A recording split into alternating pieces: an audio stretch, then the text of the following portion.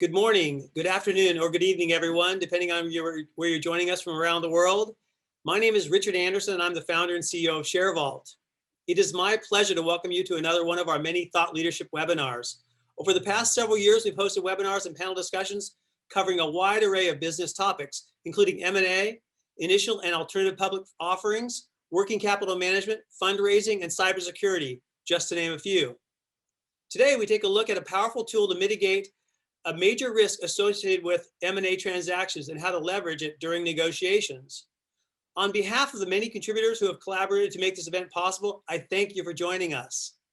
This is the 82nd in ShareVault's webinar series, and our topic today is new innovations in representations and warranties insurance to accelerate deals in 2021. Based on the large number of registrations for this discussion, this is clearly a popular and timely topic.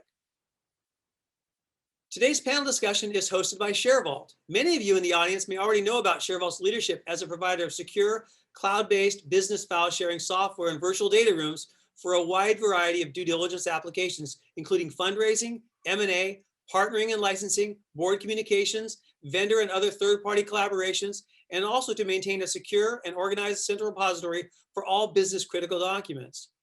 ShareVault also complements the tools you're already using, such as Box, Dropbox, Google Drive, Office 365, SharePoint, and DocuSign. ShareVault customers experience a positive business impact because we accelerate due diligence, reduce risk, increase productivity and efficiency, and reduce cost. If you haven't experienced our cloud-based solutions firsthand, please reach out to us and schedule a demo or set up a free trial. Visit us online at sharevault.com, or you can drop a comment into the Q&A box and we'll reach back out to you. It's my pleasure to introduce today's guest speaker, Patrick Stroth. Patrick is the founder of Rubicon M&A Insurance Services, and he is a pioneer in applying rep and warranty insurance to lower middle market M&A transactions. Patrick and his team are committed to help lower middle market owners, founders, and investors achieve a clean exit. Patrick is the host of the M&A Masters podcast, where he speaks with leading experts in M&A. A native San Franciscan, Patrick began his career in 1987 following his graduation from Loyola Marymount University. Prior to launching Rubicon, Patrick ran a Lloyd's of London underwriting facility in Northern California. Based in Silicon Valley, Rubicon Insurance Services is an independent insurance brokerage firm that specializes in providing executive liability insurance solutions, including directors and officers liability, employment practices liability, and professional and cyber liability. In 2016, Rubicon opened its transactional liability practice to provide solutions to M&A deal parties, which elegantly transfer risk and eliminate contentious elements of negotiations, primarily through the use of reps and warranties insurance, tax insurance, and naked tail policies. Patrick, welcome. The podium is yours. Thanks very much, Richard. It is a pleasure to be here today. Thank you to ShareVault for this opportunity.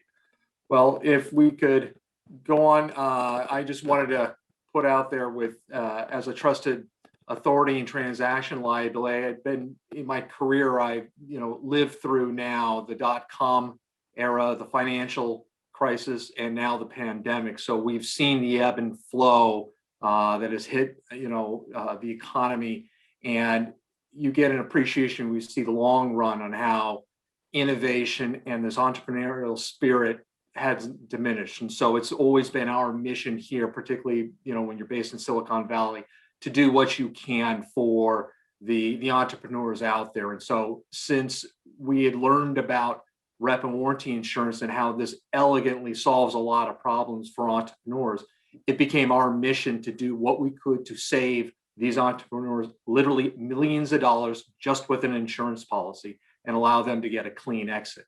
And if we were to summarize what's, the trends in the last year going forward, I'm going to borrow from a report just issued by BDO that said essentially everything's changed, but nothing's different.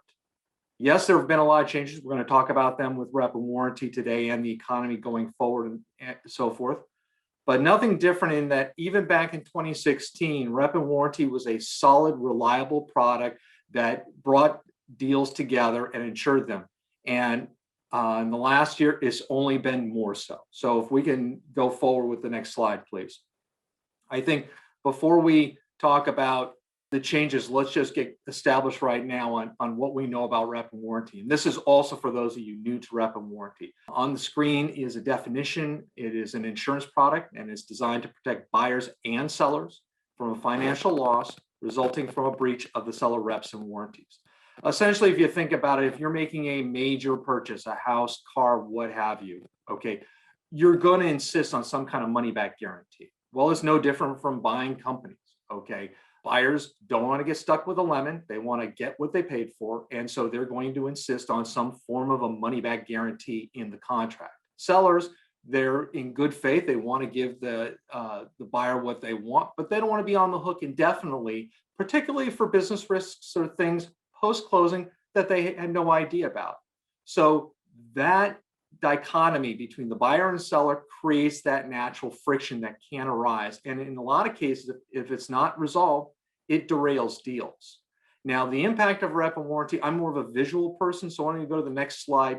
And this is how I kind of like looking at how rep and warranty impacts a deal terms between an uninsured and insured deal. So let's just take, and I'm just going to use round numbers here. Let's start with a typical transaction. Price is $50 million.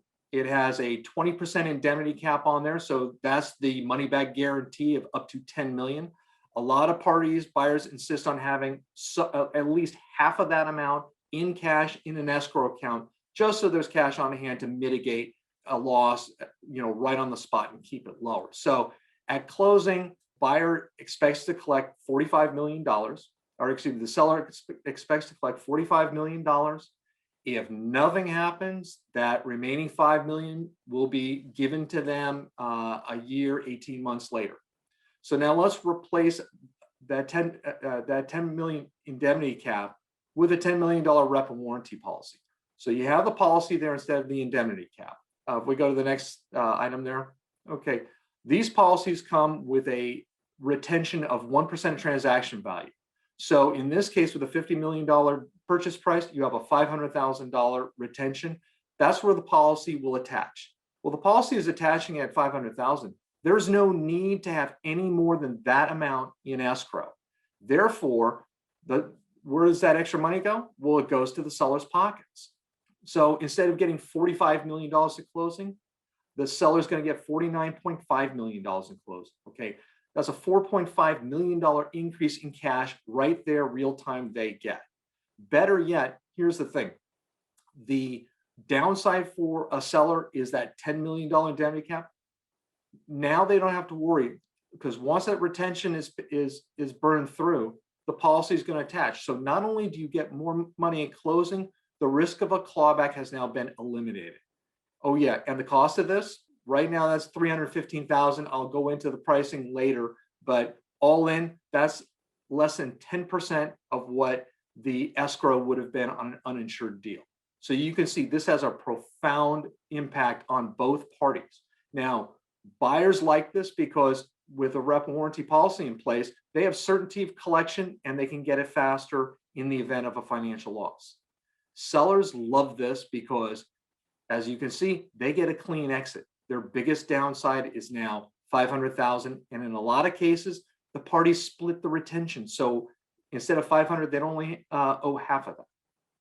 So what's covered, what's not covered? Okay, these policies are finite. They are only covering the general and the fundamental seller representations. They're not going to be covering covenants. They're not covering closing conditions or any side things. By having these reps covered, and they are covered to the length of the survival period of the rep. If a general rep is a year, 18 months, and a fundamental rep is 6 years, same policy, one policy will cover them, and they just mirror the terms of the policies. The key concern for a lot of people is, well, we know the general and fundamental reps are covered, but with insurance, what's not covered? That's more important. The traditional view on rep and warranty, and in the early days, this was true, rep and warranty policies had a lot of exclusions. As a matter of fact, you couldn't do anything in Silicon Valley because they had a lot of IP exclusions and tech-related exclusions, so it was unworkable. That's no longer the case. You can go to the next bullet to show what's not covered. In most policies today, virtually all policies, known circumstance, if you know something, either things that come up in diligence or just prior knowledge, obviously those aren't going to be covered. Net operating losses are routinely not covered. When we say tax benefits, in the event the buyer suffers a financial loss, that financial loss ends up resulting in a favorable tax treatment because revenues went down or something, that favorable treatment will be offset on the loss. So they spell that out. For companies domiciled in California, you've got a real big exposure with wage and hour issues. This is overtime, lunch breaks, things like that. Those are universally going to be excluded. If there are forward-looking statements, earnouts, those are not typical for rep and warranty policy. They want to cover just what you knew at the time of closing. That's it. Anything post-closing, it's not going to be there. A lot of agreements used to carry these, what we call 10b5 or catch-all reps, that at the end of the reps, they would say, oh, and on top of this, we don't know about anything else. The rep and warranty industry has routinely excluded this thoroughly, and has gotten so accepted to the point that now most purchase and sale agreements don't even carry a 10b5 rep at all. The other exclusions that could come up that are deal specific are going to be just in areas where underwriters believe another type of insurance, not the rep and warranty insurance, would be a better source for coverage. There are, while rep and warranty policies can cover tax reps, and most of them do, if there are some very complex tax issues out there, maybe a separate tax liability policy would be out there. Environmental issues are best covered by an environmental policy, largely because they are cheaper and have a much lower deductible. So that may be an area where underwriters would steer coverage to another policy by the way of exclusion. But at the end of the day, the philosophy for underwriters, the fewer exclusions they can put onto a policy, the better. It's cleaner for them and for all parties. Before we go on to the cost and who pays, let's do a real quick summary with regard to rep and warranty premiums and the expenses. Just poll to the audience. Who do you think pays that? The buyer, the seller, or a combination of both? Thank you very much. So the cost, what's nice about rep and warranty policy is the premiums are not based on the size of the transaction. They're based on how much insurance you buy. Okay. Currently, the rates have been trending upward, which we'll talk about later, but a $10 million policy could cost between $250,000 and $350,000. That's good whether the deal is a $30 million transaction or a $300 million transaction. These are subject to minimum premiums of, depending on the insurance carrier, you can get a policy, a $5 million limit policy for as little as $125,000. Depending on the carrier, again, their minimum thresholds are $175,000. This is material because we are seeing more and more sub $50 million transactions that are now eligible, and so they are subject to the minimum. When you talk cost, you always have to add in an underwriting fee. There are very few exceptions, but virtually all the insurance carriers outsource the diligence to an outside diligence counsel. Okay. One of the things about underwriting for these policies is the underwriters aren't performing a separate set of diligence. They're just proofreading the diligence that the buyer performed. So if the buyer has thorough diligence, the underwriter's job is that much easier and they go through it. But this fee is definitely something that has to be considered in there. And it is subject to dramatic increases if we need an expeditiously processed thing, which we'll talk about later. When you think about it, even when you add in the underwriting fee, the smaller policies now are coming in at under $200,000. A couple of years ago, the minimum premiums were about $300,000 plus, not counting the underwriting fee. Therefore, this is now a very, very affordable option for add-ons, which we are seeing more and more of. Bullet, please. So to answer the question on who pays, very often we've seen it where the buyer and seller split, but structured correctly, or if it's structured a certain way, rep and warranty can be absolutely cost-free to the buyer. But what's interesting is that in a couple of recent surveys, it turns out that over 60% of the deals involve the buyer covering all the expenses, no sharing, which is amazing. A lot of times, especially because sellers are very willing and eager to pay for this to get the benefits, go through the process. So for those of you that may be new to this, there have been accelerations and things within the process, but I want to cover this just so you can see the state of play as we have. So in order to start, there's no application for rep and warranty. All the underwriters need is the financial statements from the target, the SIM and the draft purchase sale agreement. In the event that audited financials are not available, several insurers will take either a quality of earnings report or some other third-party financial report can be there. If there's not a purchase and sale agreement ready, then a well-worded letter of intent will suffice. From that, multiple carriers are approached, and you can hit the next one. A non-binding indication letter comes out, and that usually takes within 2 to 3 days that you get the quotes. From there, you compare which carriers, their pricing terms, their retention terms, and their areas of concern. So you see if they're really open to one industry or one type of venture over another. You get a good feel. One carrier is selected. When the decision is made, up until now, there's been no cost to the parties for rep and warranty. They can get an idea of pricing. They can see where to place it, all is well.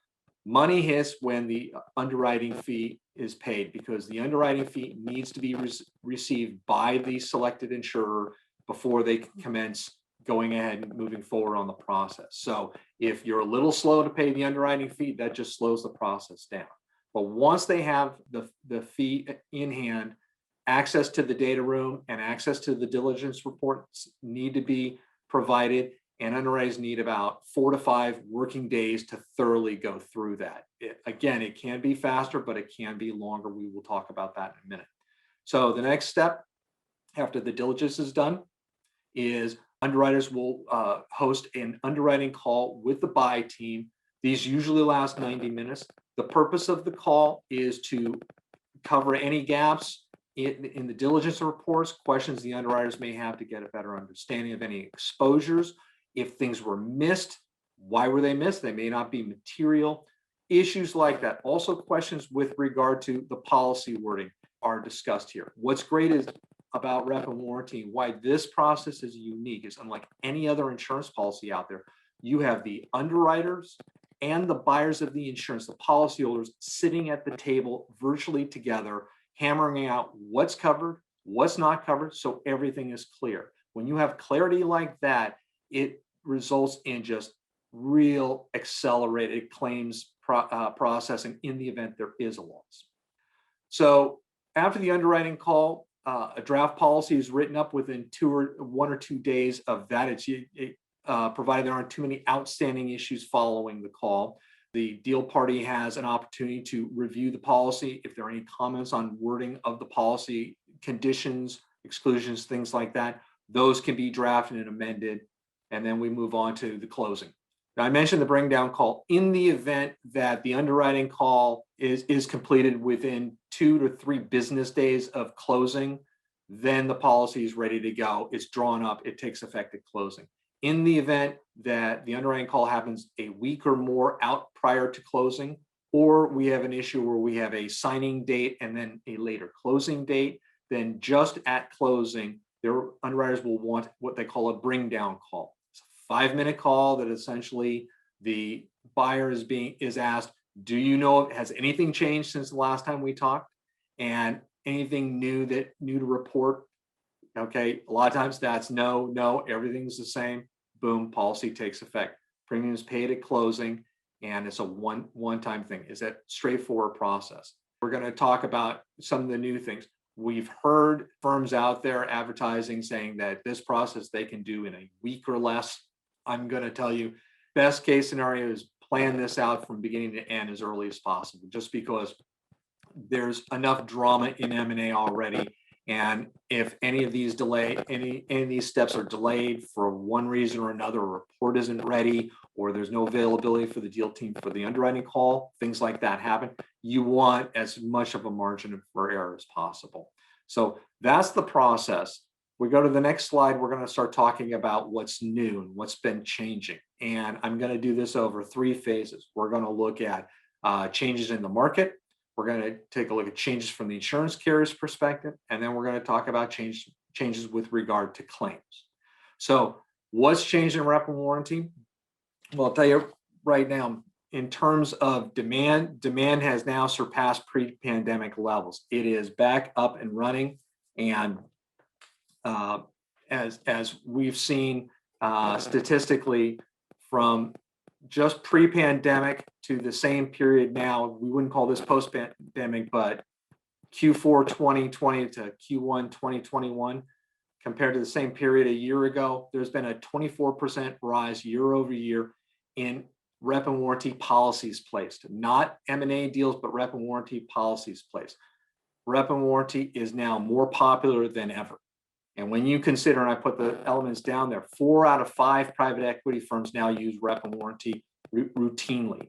In addition to that, going forward, we have 400 plus SPACs that are out there actively looking for acquisition targets. Okay, the A in SPAC is acquisition, so M&A is at its core. And while there may be fewer IPOs right now on SPACs, there are still 400 out there that are looking for targets. What's also very nice going forward for rep and warranty post-pandemic, as we're getting to, is that there are a lot of firms, even though there's been a lot of M&A now, there are going to be more targets coming online as we go into 2022, because a lot of sellers decided to take their chips off the table and recover financially first, rebuild their balance sheet, and then go out to market probably end of this year, beginning of next year. So the marketplace out there has no indication of shrinking at all. Premiums are going up, as I had shown you in the last slide, where we had 2.5% to 3.5%. The rate is now swinging above the 3% threshold now, more on the farther end. And that's not because of claims. That's because there's a big demand out there for the product. The product has proven valuable, and therefore, rates are coming up and they continue to get bought. We go to the next. Not only are more policies being bought, but buyers are now buying bigger policies. The typical limit was usually about 10% of the transaction value, which matched the indemnification cap. We are now seeing buyers more often buying 20% and even more of limits for their policy. So they are seeing the value of this, and rather than just using it to cover an escrow or cover the indemnification, they are looking to get more coverage for transferring more risk out from their deals, which has created a new demand for what we call excess coverage, where you may get a primary $20 million rep and warranty policy on your $100 million deal, but then we're seeing buyers buying 10, 20, 30, even up to the transaction value in excess over the fundamental reps. Okay, so this is a new thing. The excess premium rates are a fraction of the main rep and warranty policy premiums, and therefore we're seeing an uptick in this. This is very new. This just happened in the last year. Bottom line for rep and warranty insurance, you have more policies being purchased.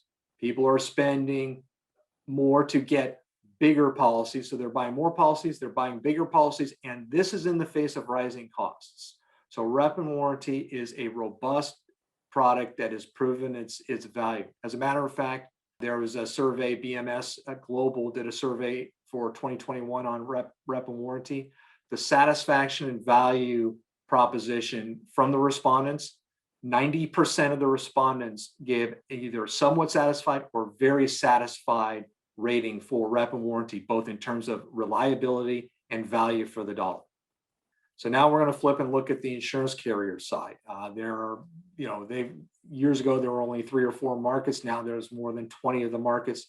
But even with more insurance carriers out there, the rise in demand is so much that it's overwhelming the underwriting capacity out there. Underwriters have less bandwidth to meet demand. And what's happening, unfortunately, for a lot of these underwriting firms is as soon as a new insurance company decides to get into the rep and warranty game, they start poaching underwriting teams from other insurance carriers. So the pool of underwriters hasn't yet caught up. So there is going to be an issue, not with appetite for risk or desirability or capacity. It's just whether or not they've got the manpower or person power to handle that. So tip number 1 for a lot of people is, again, you may have heard that rep and warranty can be done in a couple of weeks. You need to extend that time out. If you do not extend your time and you wait for the last second, like a week or 2 before to look into this, you're going to be finding very few takers. However, those limited markets that are going to entertain it, they're going to be extremely expensive, not only on the premium rate, but they're also on the underwriting fee. And we've seen underwriting fees in the six figures to expedite a deal. So you're best served giving more, not less time. The next thing that's changed, I mentioned before that, the traditional view of rep and warranty is that it was loaded with exclusions. And over the years, those have shrunk more and more and more. Underwriters are now continuing to find ways to carve out exclusions, limit exclusions, and make the product more viable, more user-friendly. But in exchange for doing that, they are also looking at the reps themselves. Buyers and sellers councils have gotten savvy.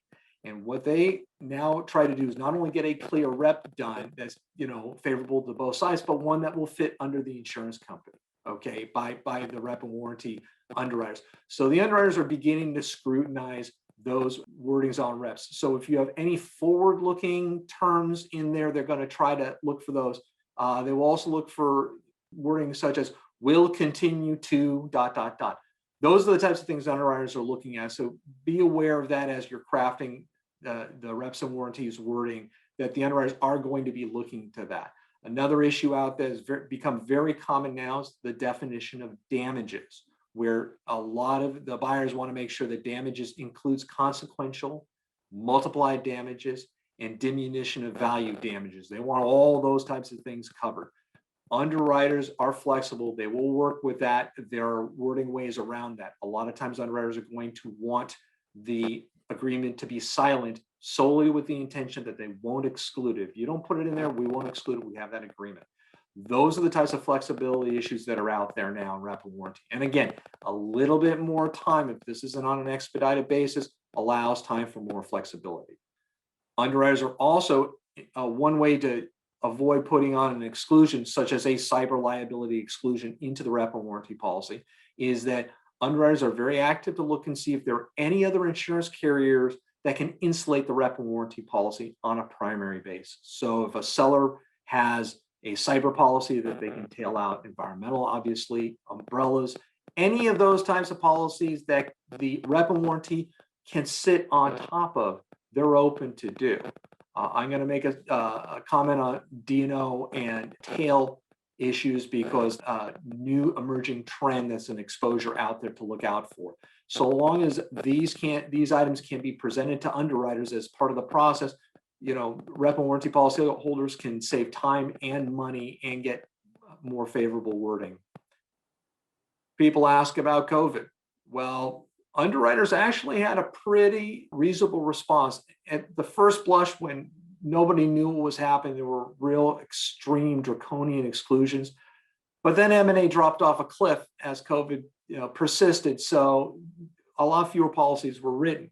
And over time, underwriters realized there were certain industries, such as the tech industry, that really weren't impacted by COVID.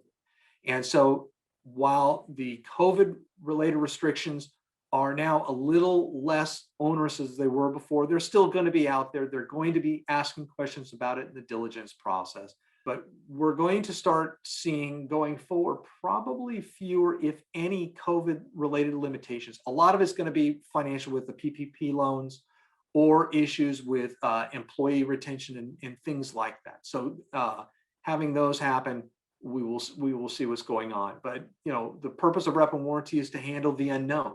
You can't say COVID's unknown anymore. So everybody knows where they stand going forward on COVID. Environmental, social, and governance. This is the big buzzword ESG out there. And while this is a concern for underwriters and they're getting their hands around it, and they will be focused on this going forward, and just to be ready for this on your diligence process, because underwriters are, okay?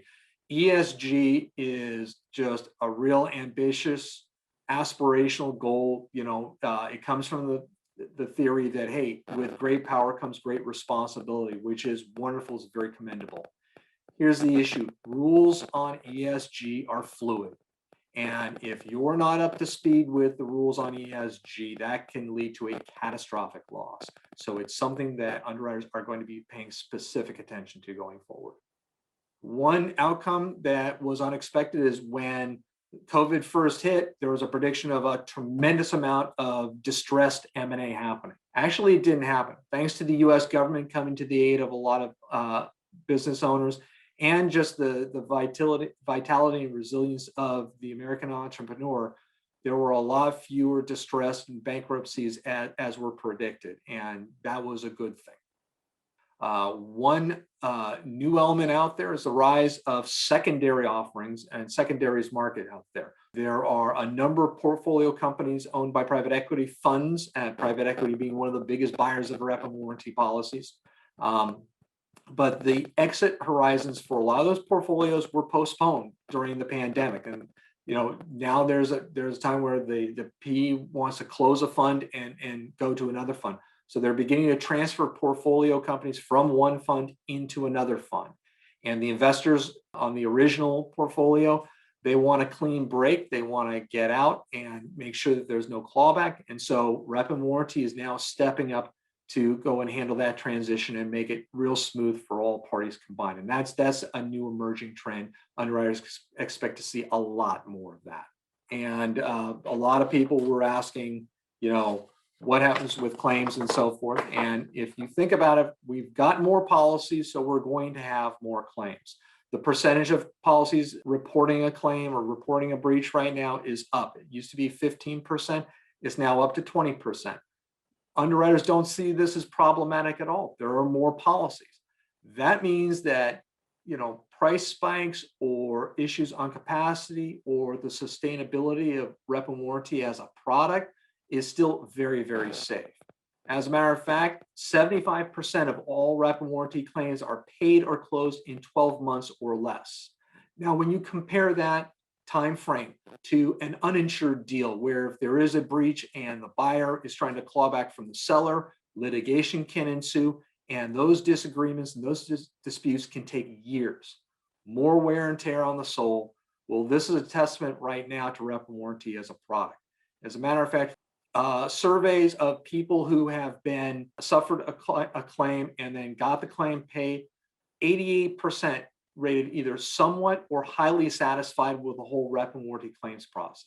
We can see from this experience, and I'm not overstating this, the debate between having an insurance policy or keeping cash in an escrow account has been won. Rep and warranty, by virtue of their delivering on their promises, has decisively become the advantage here than having cash on hand. And a lot of the credit goes to, setting up that underwriting call, knowing what's covered, what's not covered. The parties are in agreement. The rep and warranty underwriters as an industry are, policyholder favorable. They are going to default in favor, give the benefit of the doubt to the policyholder. It's a real competitive advantage that policyholders have. And then you've got just great best practices and brokers that are facilitating communication. So when a breach does happen, it gets reported, it gets handled.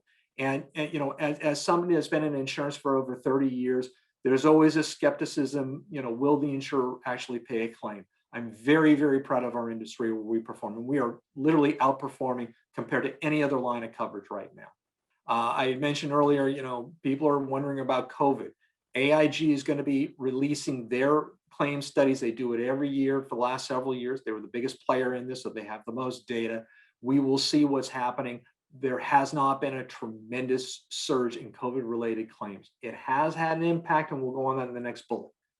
People wonder, okay, well, what kind of breaches are happening? The vast majority are breaches of the financial reps, followed by tax reps, and the tax rep is usually triggered because post-closing, the target company is subject to an audit, and all of a sudden, the policy gets notified because the audit gets settled, no problem, goes away. But there are quite a few of those. Where COVID's had the impact is on material contracts, either with suppliers or key clients, where unexpectedly those parties can't live up to their contract. The contract is breached or lost, and that's been triggering losses. That's probably the area that COVID, we can see a tangible impact. We have, this is the new trend that's coming, is the rise in fraud allegations. Now let's back up real quick. There are rep and warranty policies that are what we call buy-side rep and warranty policies, where the policyholder is the buyer. There's an alternative policy called a sell-side rep and warranty policy, which protects the seller from third-party suits brought either from the buyer or somebody else, and that protects the seller. The biggest difference between a buy-side policy and a sell-side policy is fraud is excluded on the sell side. So on a buy-side policy, if there is a breach and if it were a result of seller fraud, the buyer didn't know about it, the rep and warranty policy is going to pay that loss. Okay.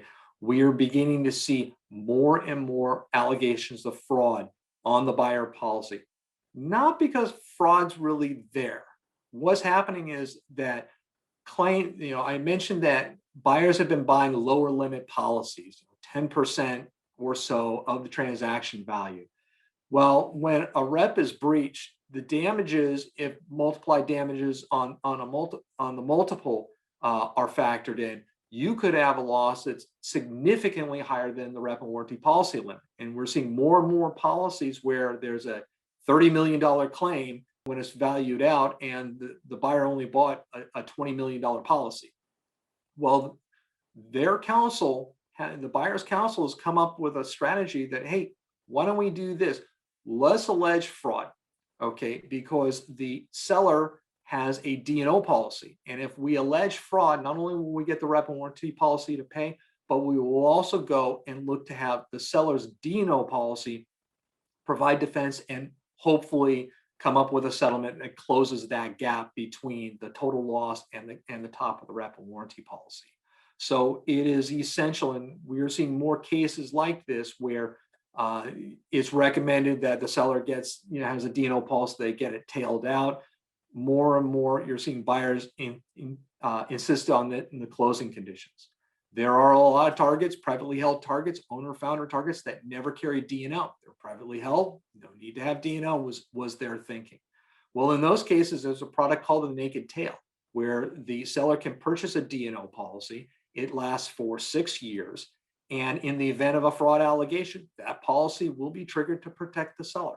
I would say in 2020, Rubicon placed maybe 4 or 5 of those naked tails. We've written 5 naked tails in the last 6 weeks. So it is definitely an area of opportunity and an area of concern that can be met. Slide. And when one of the benefits that's out there for rep and warranty, we talk about transfer risk and moving money and so forth. We miss the real obvious major benefit that this provides. And this isn't coming from me. I have a podcast called M&A Masters where I'm interviewing thought leaders and private equity professionals. And to a person, every private equity company buyer that's out there has said that the biggest benefit for them is avoiding contentious negotiations and getting the deal successfully closed. Rep and warranty removes a real big problem. When you think about it, big picture, mergers and acquisitions is not company A buying company B. You cannot remove the human element. It is a group of people that are choosing to work with another group of people. And when you've got human beings involved, you've got fear, you've got greed, you've got all those elements. Combine that, the fact that these are tight time frames with huge dollar amounts that are, generational events in a lot of cases.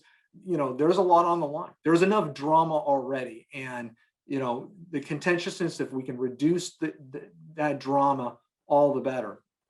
And it comes largely from one source.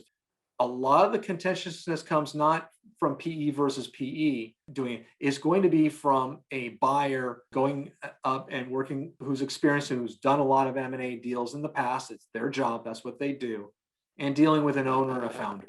The owner and founder is not used to this. This is probably the only M&A transaction they've ever entered. And it's their company. They're going to take it extremely personal. So you have an experienced buyer and an inexperienced seller, and the fewer surprises and the less drama, the less friction can be there. And where this is a real pain point is going to be when you have the indemnification conversation. And that usually happens later in the negotiations. You're not talking indemnification in much detail early on. It becomes very real for the sellers when you get to this point. And you have to think about it this way.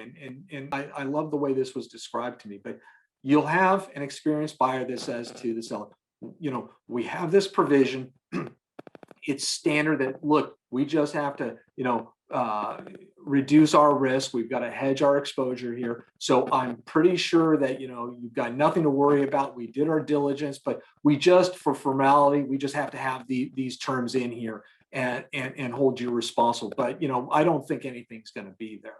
Okay. But, this is what we need you to sign off on. It's typical.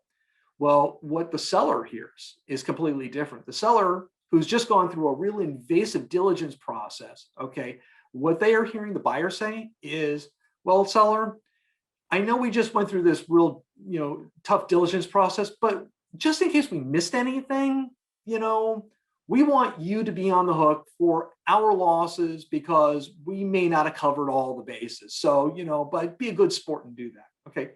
All of a sudden, that seller, there's an injection of distrust, and the seller suddenly is not listening the way the buyer is saying it. And so there's a lot of fear that comes in, and that can potentially derail a deal. It injects conflict. I mentioned distrust, and it's tough. And even if you do close the deal, the seller will forgive the process. They're new to it. They may forgive the process, but they're never going to forget the way they felt.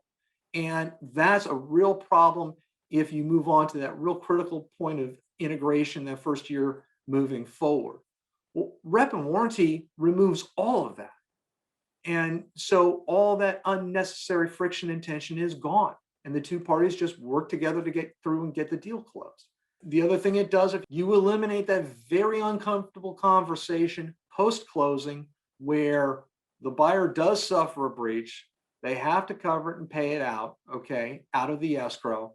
And then they have the real fun task of going to the seller who's waiting for their escrow to vest, to say to them, yeah, that $5 million you were counting on, I'm sorry, we gotta pay it out. That gets avoided. No problem, just go to the insurance company. And so it works out very, very well on that. And that's, to a person, been the biggest benefit. Been there before, but it's even more so today. So we can go back to the side-by-side real quick. And I wanted to just do a final quick poll.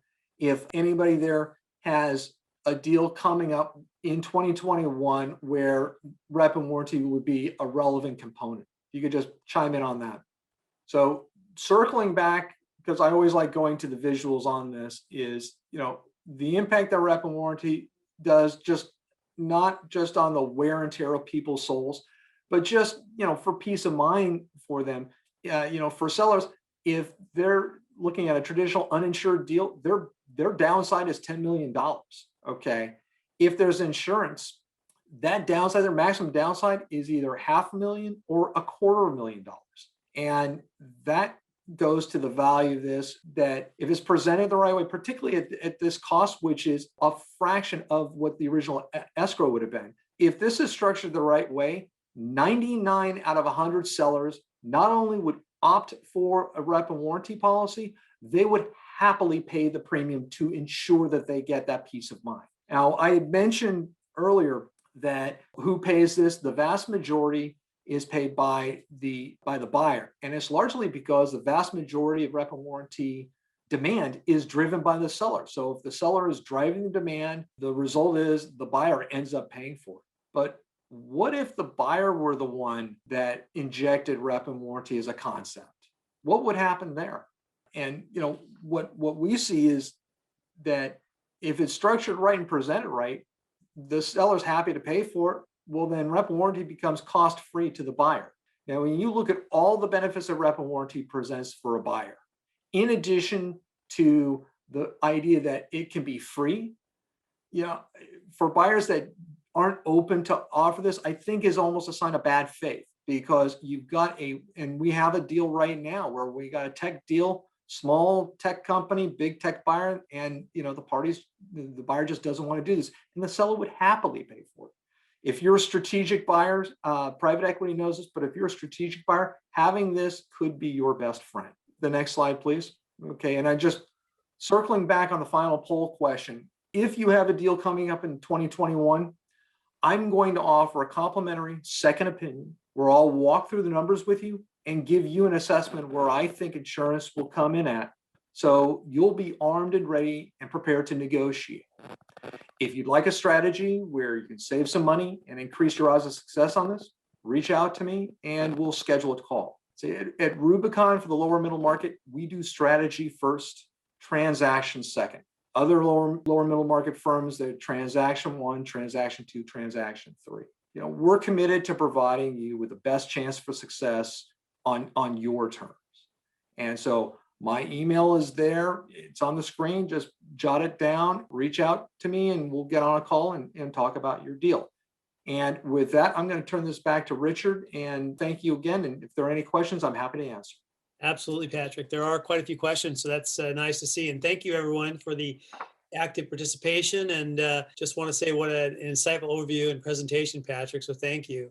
We'll go ahead and work through as many questions as we can before we wrap. So Patrick, a few of them here kind of varied. One of the questions was, what if there is no CIM? The CIM it's optional. It gives a nice broad picture review for the underwriters, gives them a little bit more context. It's really nice, but it's not critical. Okay. And then another one was a question about stock versus asset purchase and what type of, I guess, demand trends are you seeing? Well, the stock purchase is one where the buyer is going to assume all the liabilities of the past liabilities of the seller. So that's where rep and warranty is truly valuable. On asset purchase, if the assets are large enough, this is that whole money back guarantee. Having a rep and warranty policy in place for purchases. What happens if you acquire an asset and that asset post closing mysteriously declines in value? Either their machinery or something like that. That could be a breach out there. Value of inventory, things like that. That can be a cause for coverage under a rep and warranty. And because it's a lot lower in exposure, because you're not picking up any of the seller's liabilities, it is way down on the less expensive scale for pricing. Okay, great. And then the next question is, do you see an increase in buyers asking for sellers to be jointly and severally liable for fraud? I haven't seen that that kind of term as much right now. We're beginning to see a little bit more of that activity, but I think that the fact that you've got fraud covered under a buyer side rep, and then there's an element of fraud coverage under D&O policies. Keep in mind, actual fraud won't be covered, but up until the point that actual fraud has been proven, there's coverage there. So I can't comment on the other elements on joint and several, but there are remedies for it under these programs. Okay. Let's see here. This is a little bit more of a complex question, so bear with me as I go through the whole thing. So hopefully. And the question is, so the approximate cost of the policy is roughly 3% of the reps and warrant escrow amount. The person asked the question wants you to confirm if that is indeed the case. It's 3% of not the escrow amount, but of the policy limit. Now, if your escrow is a $5 million escrow, do you want to buy a $5 million policy? If the indemnity cap, we usually, first milestone we go for is the indemnity cap. So if the indemnity cap, let's say, is $10 million, you want a $10 million policy. Even if the escrow is $5 million, you got an indemnity cap of 10, why don't you just put it up to the 10? Okay, so it's based on that. And as I mentioned, what's been happening is you may have an agreed indemnity cap, but buyers are actually buying more insurance above that indemnity cap because even if the seller's off the hook, buyers still exposed to a loss and they want that loss paid. And there's a deal, if I understand it. Go ahead. I'm sorry, you guys, Gary Langler, if you could just shoot me your email and I'll give you a quick response right back on that. So I can give you a quick back of the envelope. Great. And then the next question was, is the coverage aggregate or? I think that's occurrence. Yeah. No, this is it. First of all, the policy is what we call a claims made policy. The limit is an aggregate limit. It is each claim in aggregate. So it's up there, but it is what we call a claims made policy.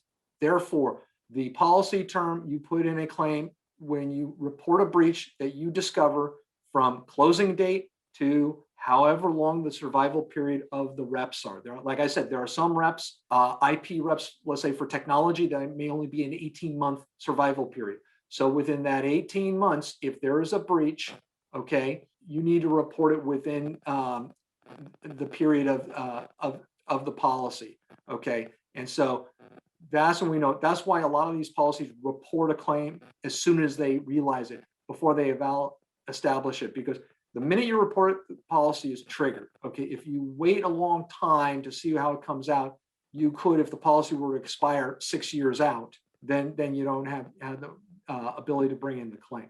So these are what we call claims made basis. Okay, here's another question, and it is: are formal diligence reports on finance and tax by an independent accounting firm always required to obtain coverage? They are not always required. I would say though, there's got to be some. I mean, there's got to be some kind of third-party diligence on smaller deals. You may not have a full tax report, but you have to have some kind of diligence from a third party, because financials and tax are the most common reps that get breached, that are triggering the policy. So just having the buyer perform their own review over a target company's QuickBooks won't be enough. There will need to be diligence reports, but like, you don't need audited reports, but a third party quality of earnings will, with many insurance carriers, satisfy that requirement. Okay, there'll be one last question, and while I'm asking the question, if we could just revert back one slide so that the contact information is available again. One attendee is asking to repost Okay. that. So I do want to respond. There's one where Scott government. I've seen competitive auctions where the buyer agrees to a zero liability cap for the seller based on rep and warranty coverage. Buyer absorbs the policy retention. Obviously, this exposed the insurer to higher risk, since the party making the reps has no risk. Is this common today? This isn't much different from publicly traded M&A, where the seller has, on companies in the public markets, target company has zero liability post closing. Everything does that. Okay, we call that a non-indemnifiable a no indemnity deal. We see those quite a bit because seller has leverage. They want the buyer to assume all the risk, including the retention. And the insurance companies, we see that. The difference in cost is maybe about a 10 to 15% increase in rate. That's it. So underwriters see it. It's not a material problem for them, provided the diligence is there. And we see non-indemnity cases quite a bit. It's not overwhelming, but it's definitely present. The reason why underwriters prefer the buyer and seller at least share the retention is they want the seller to have some skin in the game, okay, and not throw the hands up and say I'm free and run off into the sunset. So they prefer that, but not so much that it materially increases the cost. I hope that answers your question. Great, thanks, Patrick. If we can go ahead and forward a couple slides to the last slide, we'll go ahead and wrap things up. Thank you. Thanks to the audience for the active participation in the Q&A. And thank you very much, Patrick, for sharing your vast knowledge with us. And thanks again to the audience for joining today. To all of you, be on the lookout for an email in the next few days that announces the availability of the recording and slide deck. We sincerely hope that the information you received today will be helpful to you. And in closing, we wish you tremendous health and a wonderful remainder of your day. Goodbye. Happy deals.